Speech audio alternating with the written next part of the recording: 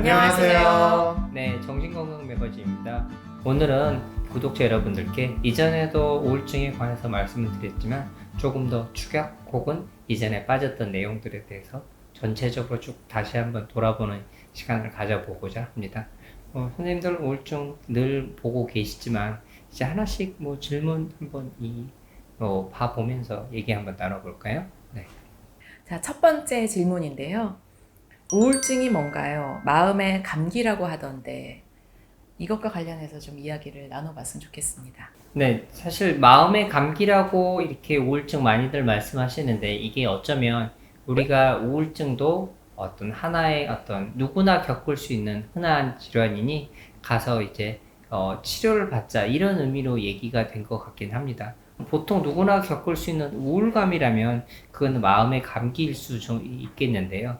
그런데 우울증, 질환이 되고 우울장애라고 되었다면 이거는 감기가 아니라 거의 폐렴 혹은 더 심하면 폐혈증, 생명을 위협하는 질환이라고 저는 생각을 합니다. 많이들 오해하시는 게 우울증이랑 우울감은 전혀 다른 겁니다. 즉, 나 우울해. 나 너무 요즘 슬퍼. 요즘 울컥해. 하는 거는 감정적인 부분만 말한 거고요. 이런 우울감은 누구나 이렇게 살다 보면 느낄 수 있고 또 금방 사라지고 좀 기쁜 일이 있거나 하면 또 그냥 좀 연하게 희석되고 이제 이런 게 우울감이고요. 근데 우울증은 말 그대로 조금 더 전문적으로는 우울장애라고 이제 말을 하는데 우울병 이제 그런 식으로 이야기를 하는데 이거는 아주 명백한 질병 상태입니다. 이제 우울증에 대해서 정말 많이 오해하시는 게 이게 마음의 문제, 생각의 문제, 이렇게 의지, 성격 이런 거에 문제가 있다고 많이들 생각하시는데 실제로 그게 아니라 이거는 명백한 질병이다. 일단 이렇게 좀 이해하시는 게 좀 제일 중요한 부분일 것 같습니다. 우울감이랑 우울 질병, 우울 장애를 구별하는 이제 명확한 기준이 이렇게 딱 정해진 건 아니지만 우울 장애와 그냥 우울감하고 구별하는 명확한 어떤 경계는 신체적인 증상으로 나타나느냐 아니냐 이런 것들이 좀 기준이 좀 될 수 있습니다. 예를 들면 우울장애 혹은 우울증에서는 불면증, 그다음에 이제 식욕이 저하되면 체중이 빠진다라고 하거나 이제 이런 신체적인 변화들도 같이 오게 되죠. 성욕도 감퇴하게 되고 불안이나 초조 이런 증상들이 같이 동반을 하는 이런 신체 증상들을 같이 갖게 되는 경우가 많고 가장 또 확연하게 좀 다른 거는 자살에 대한 생각이 든다는 것도 그냥 우울감하고의 조금 차이라고 볼 수 있겠습니다. 그래서 이게 사실은 단순한 감기라고 절대 얘기하기는 그렇게 얘기하기는 참 어려운 것 같습니다. 우울증은 어떤 증상이 있나요? 몸이 아픈 것도 우울증인가요? 이런 것들 이 질문 올리시기도 하셨습니다.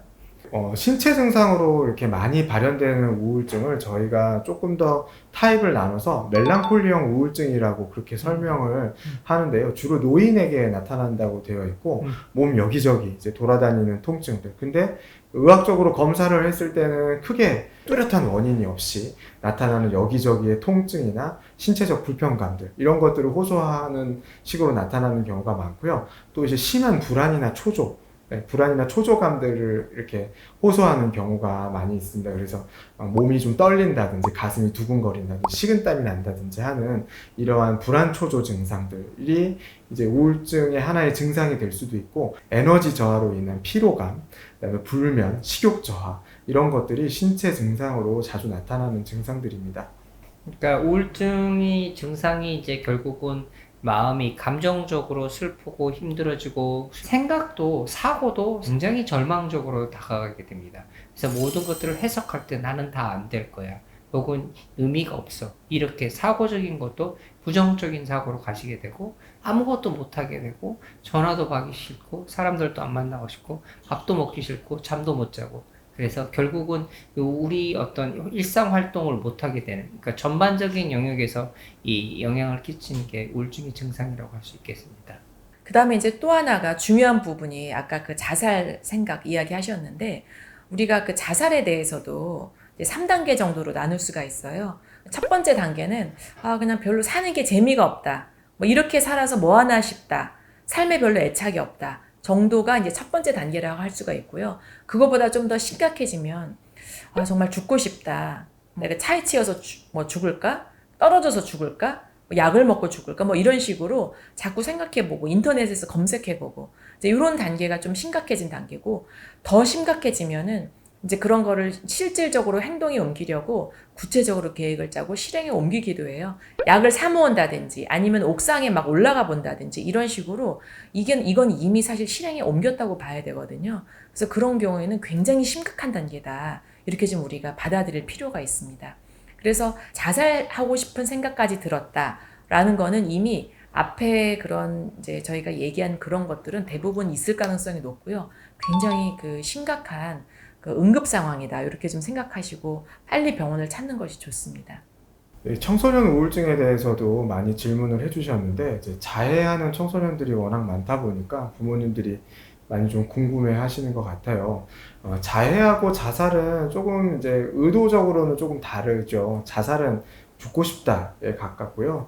자해는 괴로움에서 좀 벗어나고 싶다에 가까운데 자해와 자살이 좀 겹치는 지점이 있기는 있습니다. 그래서 사실 자해하는 아이들이 부모님들이나 혹은 어른들이 생각했을 때, 야, 이거 뭐 보여주려고 그러는 거 아니냐, 쇼하려고 그러는 거 아니냐, 뭐 이제 이렇게 생각하시는 경우들도 좀 있는데, 물론 이제 그런 면들도 어느 정도는 있을지도 모르겠어요. 하지만 자살과 자해가 겹쳐지는 부분이 분명히 존재하고, 그렇기 때문에 자해가 어느 순간 자살로 변하게 될 줄은 사실은 잘 알기 어렵습니다. 그리고 실제로 몇 번의 자해나 자살 시도는 결국에는 이제 죽음으로 이제 완전히 이어지는 경우들도 있기 때문에 자해라고 해서 좀 우습게 보거나 심각하지 않게 생각하고 경미하게 생각하는 건 조금 너무 상황을 좀 가볍게 보는 경향이 좀 있지 않나 싶습니다. 청소년 우울증의 경우에는 이렇게 자해를 통해서 처음 부모나 선생님이 인지하게 되는 경우가 많은 것 같아요. 자해를 해서 막 이렇게 보여지기 전에는 부모님들이 그냥 생각하기에는 얘가 그냥 좀 사춘기인가 보다.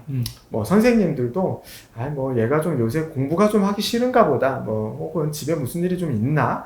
이런 정도로 좀 생각을 하시는 것 같습니다.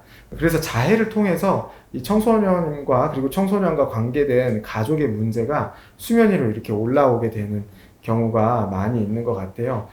청소년 우울증은 자해 말고도 성인 우울증하고는 조금 차이를 보이는 부분이 있는데 가장 좀 두드러지는 건 수면이나 식욕에 대한 부분인 것 같습니다. 성인 우울증 같은 경우에는 잠을 못 자고 식사를 못해서 체중이 빠지고 이런 게 이제 좀 두드러진다면 청소년 우울증 같은 경우에는 잠을 너무 많이 자는 과수면, 그리고 식욕이 떨어지기보다는 너무 많이 먹어서 살이 찌게 되는 과식욕, 이런 걸로 이렇게 드러나는 경우가 많고, 또 그리고 그냥 전형적인 우울감으로 해서 눈물을 흘린다, 슬프다, 이런 것보다는 화나 짜증, 주변 사람들에게 혹은 폭력적인 양상, 이런 식으로 조금은 그냥 성인 우울증하고는 조금 다른 그런 양상을 좀 보이고, 부가적으로는 학교에 가기 싫어한다, 성적이 많이 떨어진다, 주변 친구들하고의 관계가 좋지 않다, 선생님하고의 관계가 좋지 않다, 이런 여러 가지 다른 모습으로도 나타나기 때문에 부모님들이 좀 주의 깊게 보셔야 되고, 그냥 대수롭지 않게 넘기시는 것보단 의심이 될 때는 학교에 요즘은 뭐 위클래스라는 상담실도 있고, 또 이렇게 주변에 있는 정신건강의학과 방문을 좀 해보시는 것도 좀 추천을 좀 드립니다. 그리고 이제 조성호 선생님 말씀하신 것처럼 자해가 자살로 많이 겹친다고 했는데, 처음에 분명히 이제 아이들한테 물어보면 전 죽으려고 그런 거 아니에요, 저는 살기 위해서 이런 거예요 라고 얘기하는 게 어쩔 수 없는 마음을 표현하기 위해서 자해를 했는데, 그게 이제 계속 반복해 보다 보면 이게 이제 결국 이렇게 표현할 수 없었던 이런 것들이 쌓여가면 우울증이 더, 우울감이나 이런 게 더 심각해지고, 그렇게 되면 자해를 했던 경우들이 자살로 이어지는 위험 요소로 크게 이 부각이 되기도 합니다. 그러니 이거는 분명히 봐야 되고, 이거는 도움을 청하는 아이의 이 사인이니까 이것들을 부모님들은 대수롭지 않게 보지 마시고 심각하게 받아들여야 됩니다. 부모님들도 어떻게 해야 될지 모르시겠다면 같이 상담을 받으실 것을 권유드립니다. 네, 저희가 우울증이라는 것과 우울감과 우울증은 어떤 차이가 있나, 그리고 우울증의 증상, 그리고 또 신체로 발현되는 우울증의 어떤 증상, 그리고 청소년기에 겪는 우울증, 이런 것들에 대해서 좀 얘기를 해봤는데요. 우울증에 대해서 역시 얘기할 게 많아서 다음 편에 조금 더 이어서 해보도록 하겠습니다. 궁금하신 게 있으면 댓글로 남겨주시고 다음에 더 좋은 컨텐츠로 찾아뵙도록 하겠습니다.